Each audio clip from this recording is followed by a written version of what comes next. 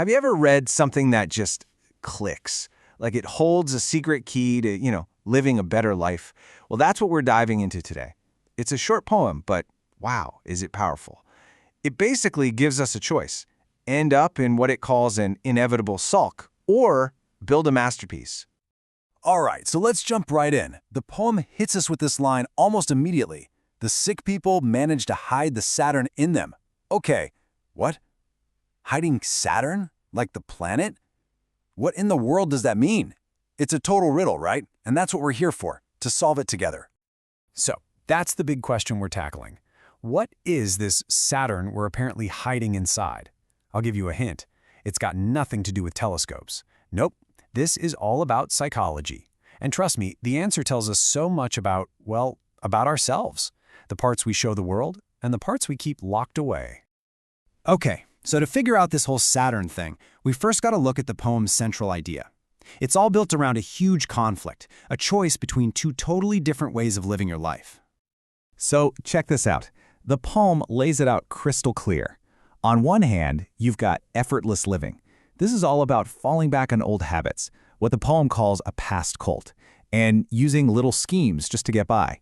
The path of least resistance. But then, there's effortful living. This is the complete opposite. It's about being proud of what you build, cherishing the fruits of your efforts, and actually aiming for something great.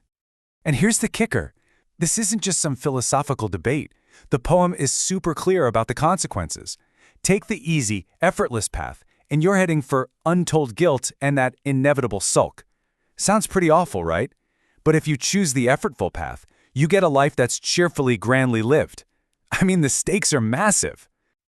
Okay, so we've got the two paths, but let's be real. The language is still kind of weird, right? Saturn, schemes, a past cult. What's that all about?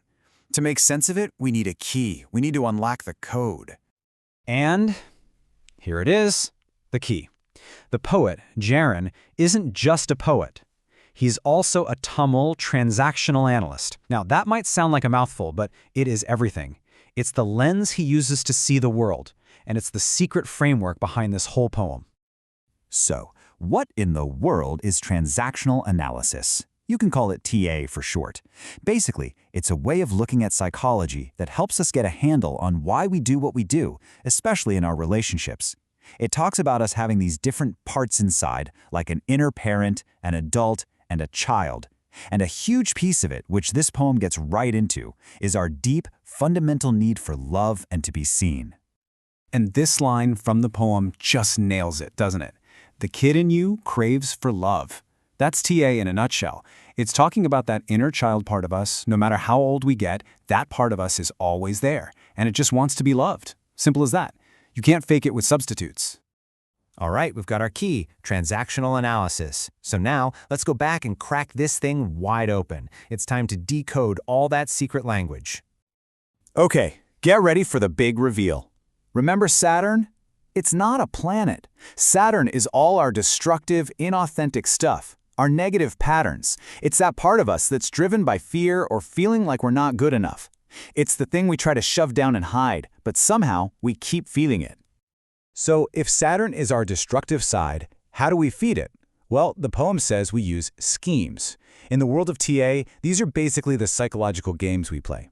You know what I'm talking about, right? Like maybe you start a fight over nothing just because you know how the other person will react. Or you play the victim to get attention. These are those unhealthy games we play to get a weird kind of payoff that just proves our negative beliefs right. And this leads to something the poem calls a deceptional satanic structure. Fancy words, I know. But what it really means is the fake self we build. It's the mask we wear to hide what we truly need. It covers up our authentic self that's just craving real connection. And instead, it puts on a show designed to play out all those schemes. And that brings us to the last piece of the puzzle, the past cult. So what keeps this whole fake system running? It's our old beliefs. The programming we got when we were young that we just follow on autopilot. That cult is what lets us live that effortless life because we're not really choosing. We're just running old scripts. So there you have it. We've cracked the code. We get the conflict. We get the psychology. So what's the bottom line?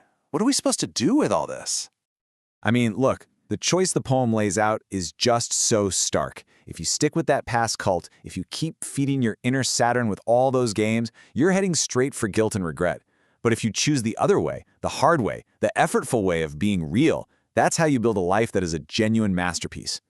So how do we actually do it? Well, the poem basically gives us a roadmap. Step 1, you gotta see the fake stuff for what it is. Recognize that hidden Saturn.